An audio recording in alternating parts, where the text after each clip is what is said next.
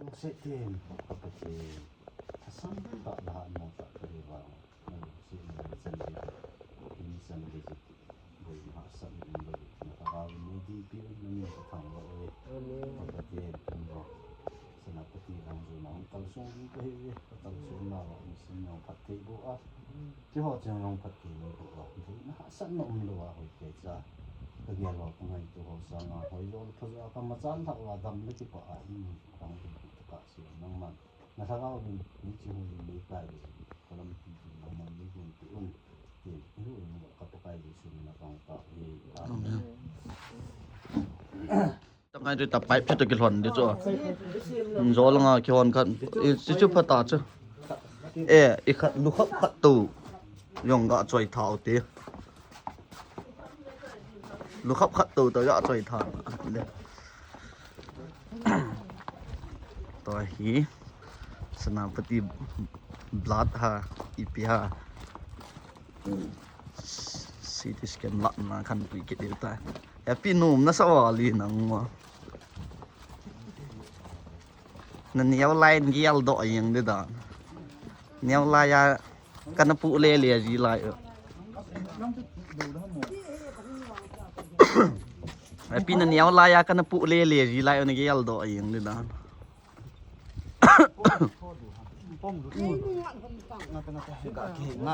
ngay không thể ô lại khát luôn gió là lù chứ tắt khai nhiệt đấy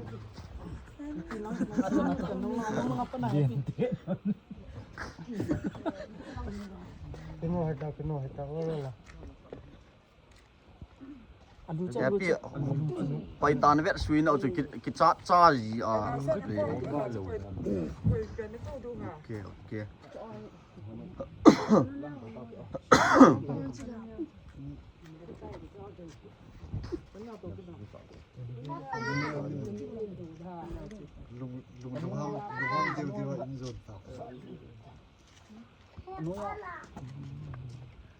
เราที่แบบดีอยู่นะคนที่อาภาเราชิมอยู่นะชิมตัว nó khắp khát lập lén kết khát cho các ông phật lập hoa ta còn khăn lắm chắc phát được mga tu ngai mai khát tù ngày nè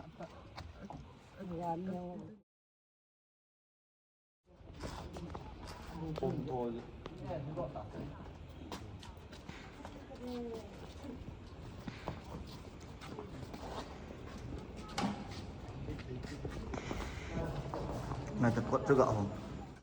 Kapi CT scan senapati agagal awang kain ko te si polanga sawa KCSA ita san khat to ham asunga sawen long sit me Kapi hin koi lai ham ti hong asu sa he thei lo di ta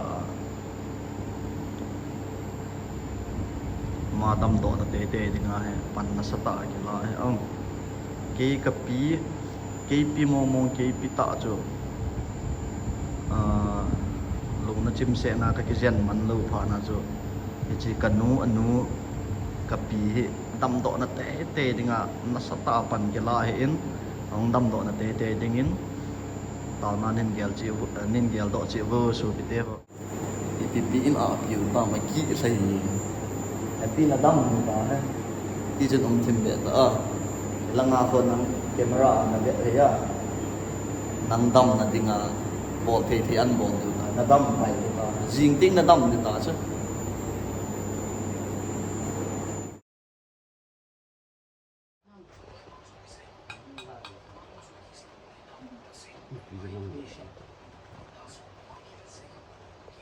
Gila kill thua dan te aku buku ngamai ni akila oleh kecip na hi sa khat tu ha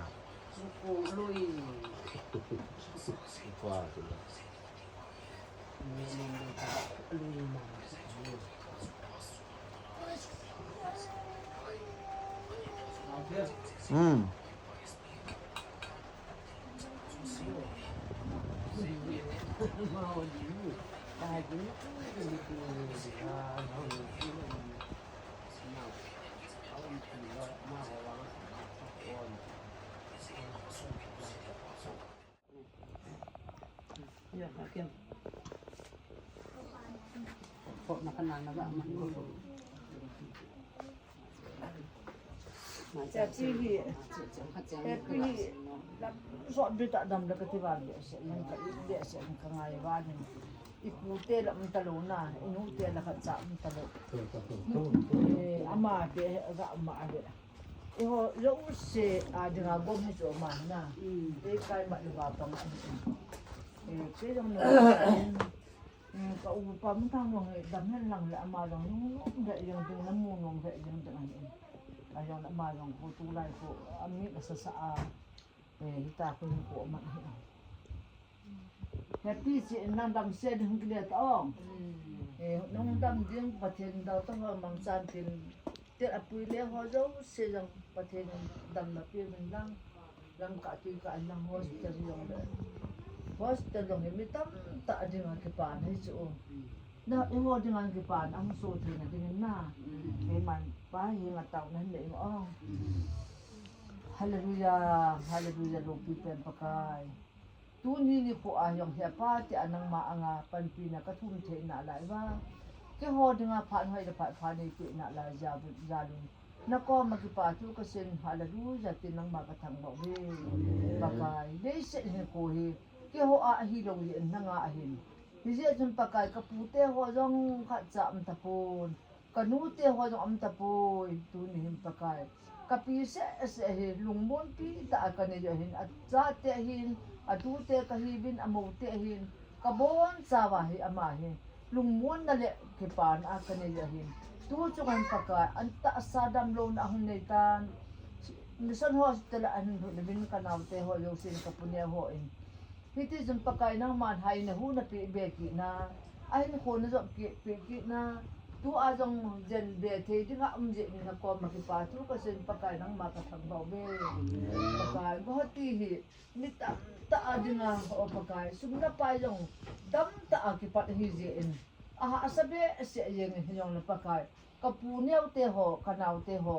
te na mo te ho ki tho ko mo ba ta ka pi hi damding ade na ba ko na apo di ba ki wo na hin hi cho zo se pakai nang man na lam ka za nang man na ron kom pi a ade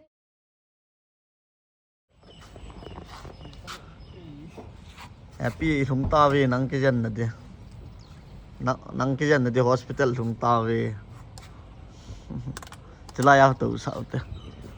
chila ka pi kan tu sa de hoi lang ako nang won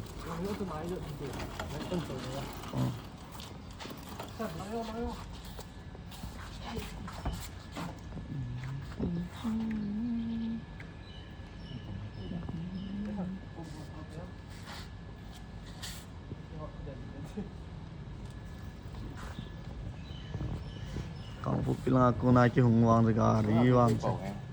ha mail hay pao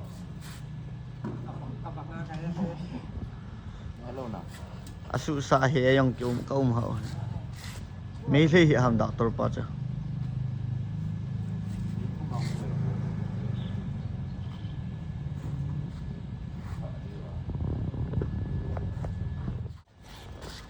lain tu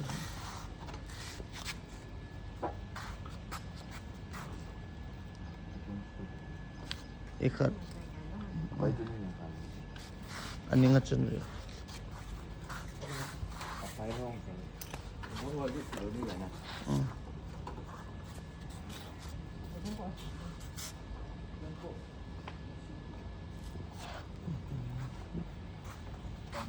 ini dah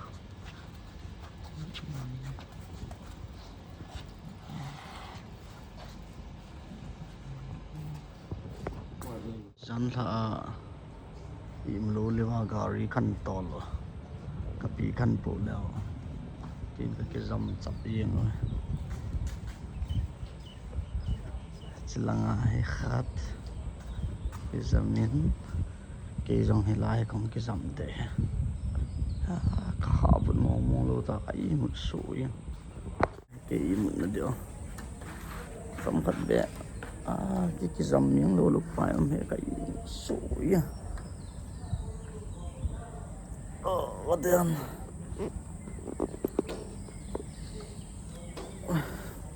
alo ong ke on tom khat ong ke jok nya ong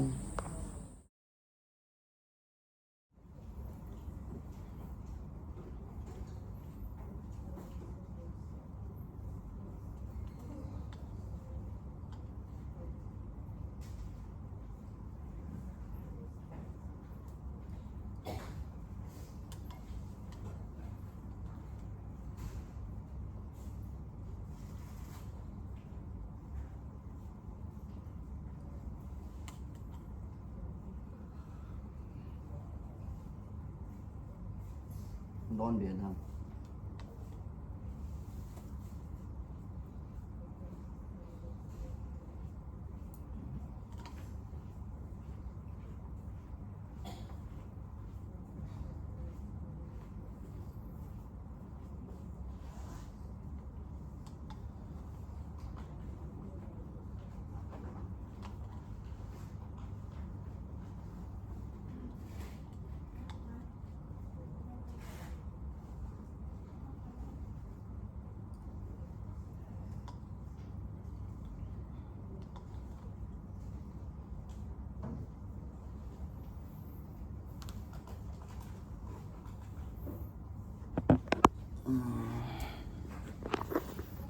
guys Kapi lại aku gi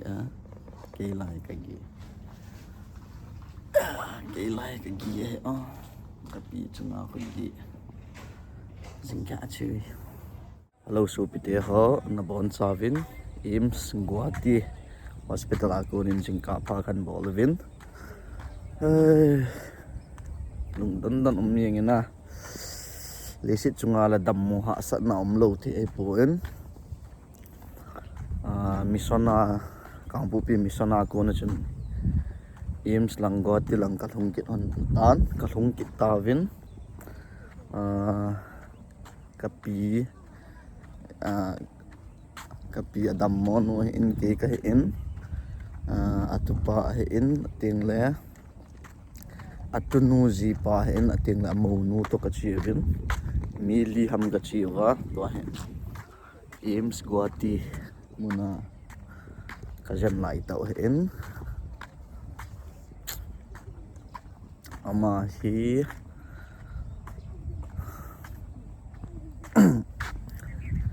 a brain lang ana buije mai tanan brain stroke a hen to he agil kil khadham kati a jingkabu ni amasanga he breakfast kulanga ko kagavet pi go hen ani athei khat be ga ni a le ama kil manli la he tha nga in na guys July sung ko hin na kom now chu lai ko AIIMS Guwahati aget hin asunga hospital sunga pia dokan ho na ni athei ga ki ju no bi ho ki hon lo lai di na chu kulang pe a kho ni athei la ka pi ding ni athei la kho in ama hen ima cha jong ade ngai yong ni thei lo na lu ho yang kho thai bung zo ji lo hen achang alit le thai bung zo lo achang anyau la thai hi le le ji hen ji a chu lang pe a he biscuit ala khong he biscuit tai lo ni thei lo tui sa to biscuit hal pi din chi ko tha buni ka chom khat om na dinga don sa de okay lai khon biscuit cho street food bo ki na khat to ha dokan lo mo guys anai vela chu biscuit pu in na kilometer ke lang ke nga ka zo nen ala ha awal ji na chu khat ve la chu chom khat ani adinga chu packet som kan la pi he agam le anai vela lo na khulang pe a khu me lang anung lang pe anai vela he biscuit ki zu no lo sa don na them ki them ai lo le me ho zu vin na ole ma zep na la ya le ma cha lo ham la kai he in gam thata ka la ai ka sunga ding do yeng ke yong ai pi le ngai lu na za le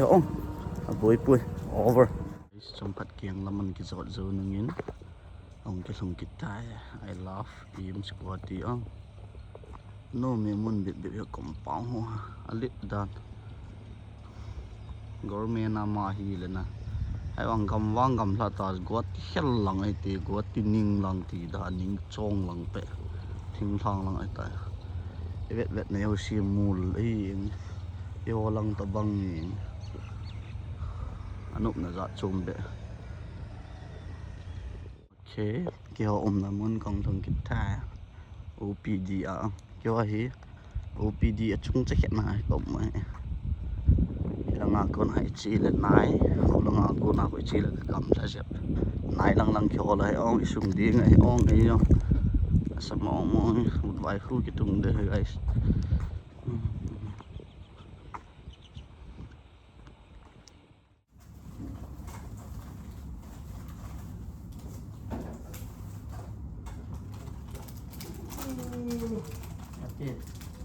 Ini nih Andi. Lagi gila ini.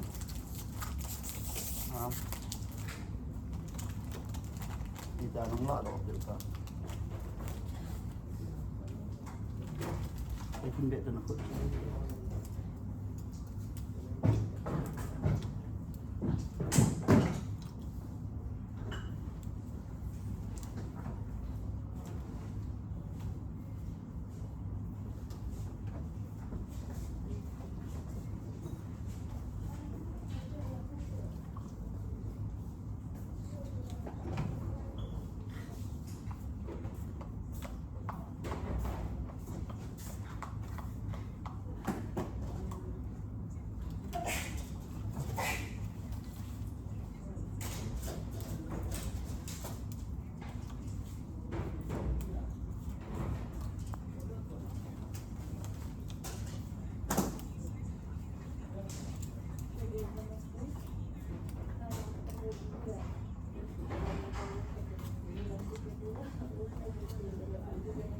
Biskuit tapi bisa.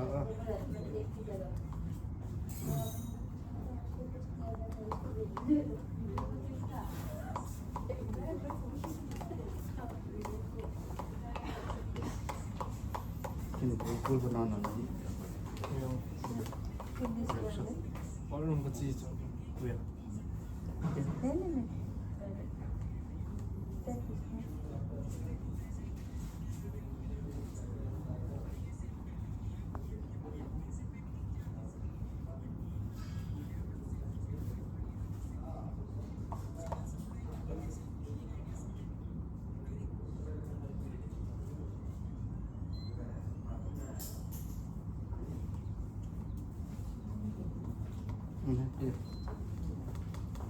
Nakangkat.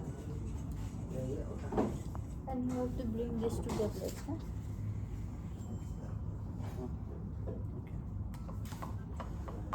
나야 Orang masih apa nak? Sudah coy nak.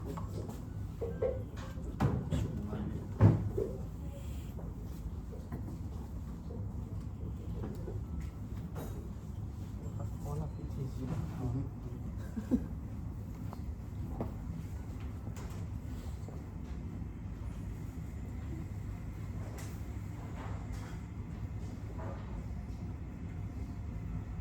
Awal tayo mah. Yung lokat lang ito.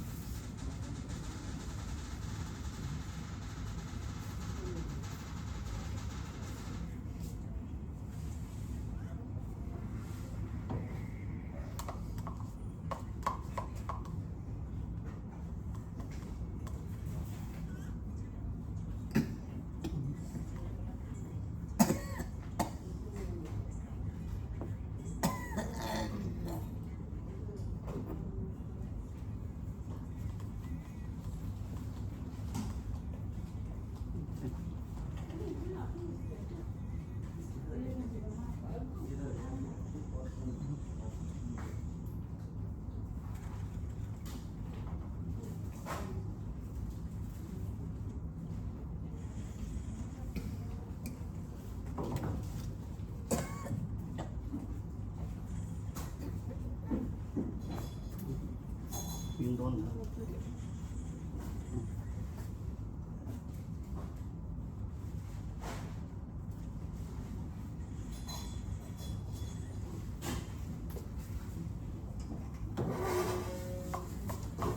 You put inside little lemon, huh?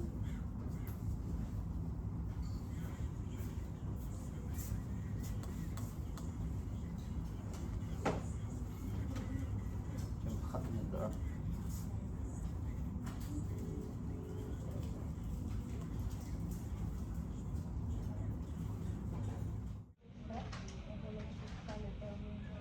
nang nawang phawa le happy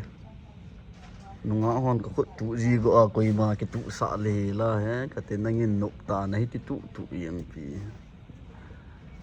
nawang phawa go ti lang pi a ka khut tu a nong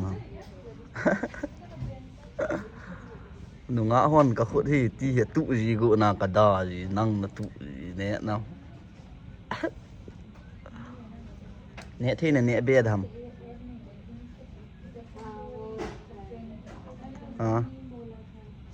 nè đi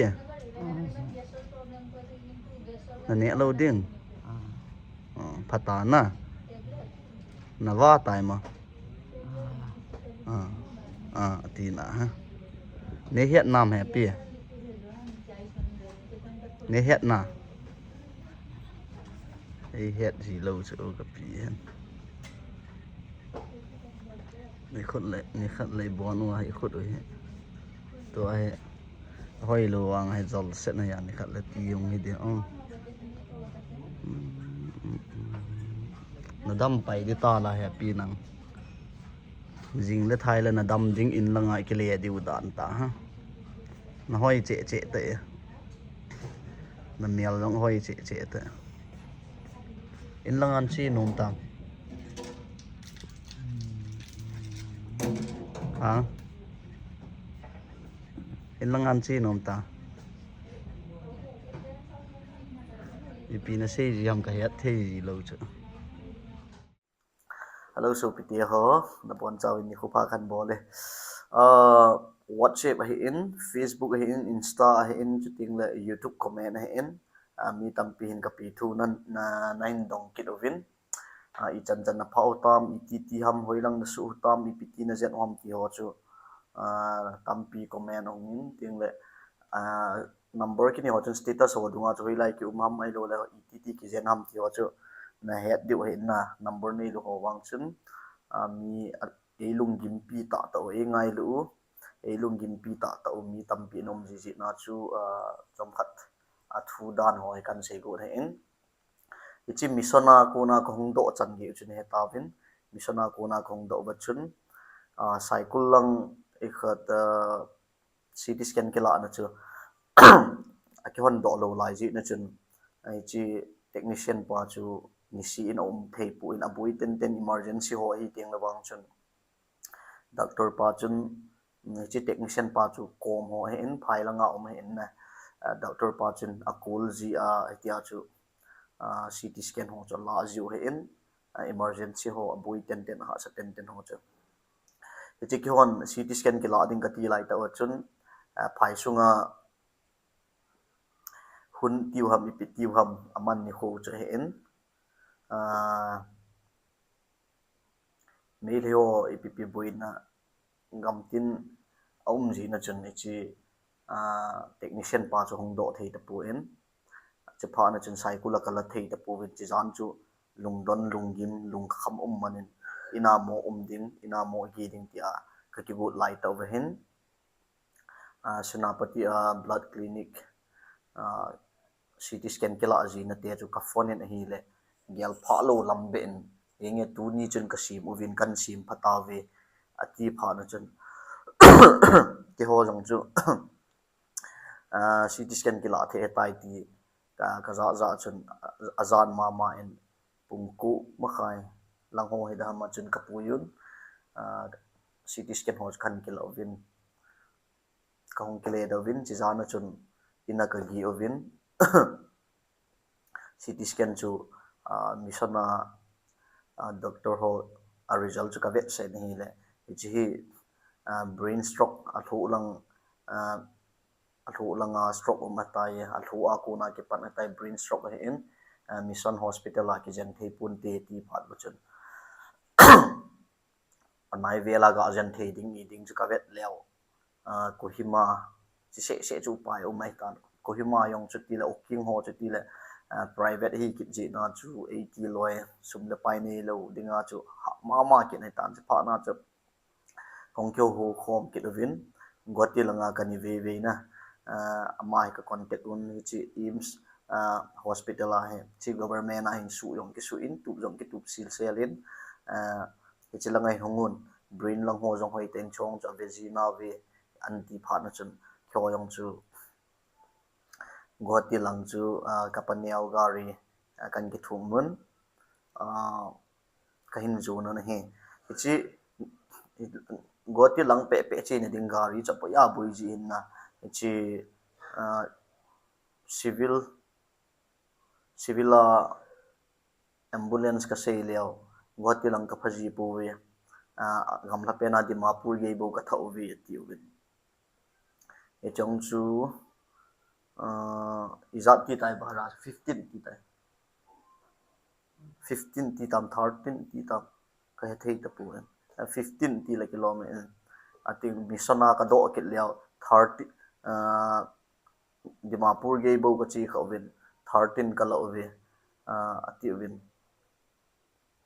goti lang cho pha the ai wanga pha kha lo 13 he tin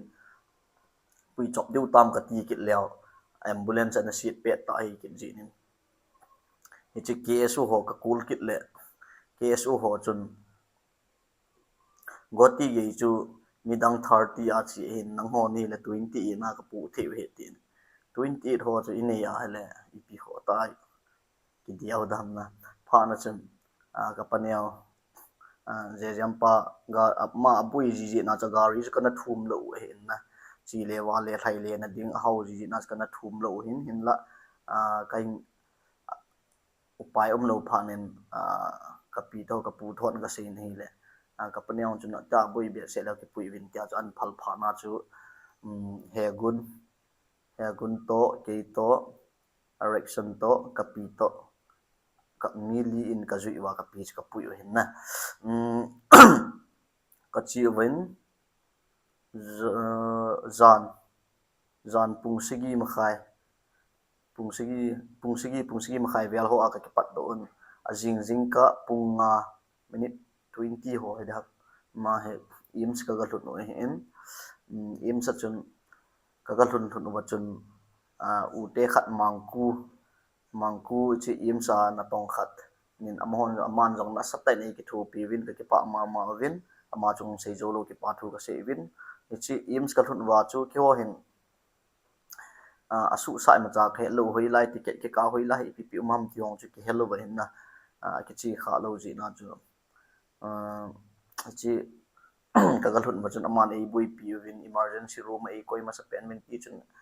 bol thei lai na thei chun an thai in phanen ni hla lang ni phanen ka kiat mi lo hen chi doctor pa chun ke ho se hello mi zo si tu the e jin in chi khat ve hoi te hin sing ka ting doctor pa chu to ka kyo han ni le doctor pa chun kitabanga brain stroke ai lo le BP stroke ki ho he ahung bui ki pat ni a pat na chu 48 hours sunga e ho ga he the dinga chu ni sunga he chi hospital hinan hlut man u wa le kyo hen lo khat ka ni win 48 hours a health yang lawang chun upai lo de tan 48 hours sunga ni sunga chu nan pui man wa lai nan hlut wa le kyon lo khat ka kap wa le all pai ding ai jing in chi a hlu lang elo la stroke a bui lai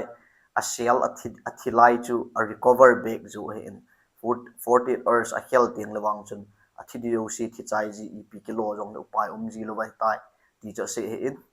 nang hon jong su pi no te ho koi tabang na in ko te stroke BP stroke hen brain stroke hen ep jong le tabang ho kyo tu bang nan tu wa le a pet pe na hi jong le ai lo le ajing 48 hours sunga chu AIIMS hospital na lut man te divin tin na khan ne win he 48 hours sunga chu na hlut man wa le gang chela hapta khat sunga all pai ding hi in 48 hours an hel ding lawang chun ahung ola ahung phat ding na jong le 3 to 6 months hol hut ding ai tai ti doctor pan se hi in to ai kapi hi iti zenung gating ipiti bol jong le ve ahung dam ding ahung all ding a le thlathuma pat thlagup ke ka chu anim pen hit na lai na awang phaho chu thlathuma damin thali thanga thlagup sunga hin 3 to 6 months sunga hin a all in adang dang chu kum khat loi kum ni loi ti ho ji he ti chu doctor pan se aman doctor pa chang hilahin admit win lang zen tin sa jong le han kan lo de he sang hoi ten lo ji pe wing kating in langa zo hoi ten ke zen lang lo hoi ta na ne sa diu bu hoi ta na ne sa diu ating le physiotherapist exercise ho hoi ta na piu le 3 to 6 months sunga chung dam do de he ti chu amana se in hin la ka pi chu bet na le amit jong ha bu be se tlo ting la nat chu an lel a hi na chu ji a chu kyo chun a jing jinga hong ke le paisa nga chu ti a chu ni khat ni dinga chu ka ke admit so he in tu hin ani ni chan ni ai tai tia chu tua hi wat langa them khat a thu bui jep ho langa hi admit hin na tua hi zan le awa wa loi a yang wa loi chu ka chu wa jing ji bin lungim lungdon na man jong om lo ba he to ka om naw room khu eho ga hiat the dinga chu a thu chawai angol hola tabanga ko om ngai tan na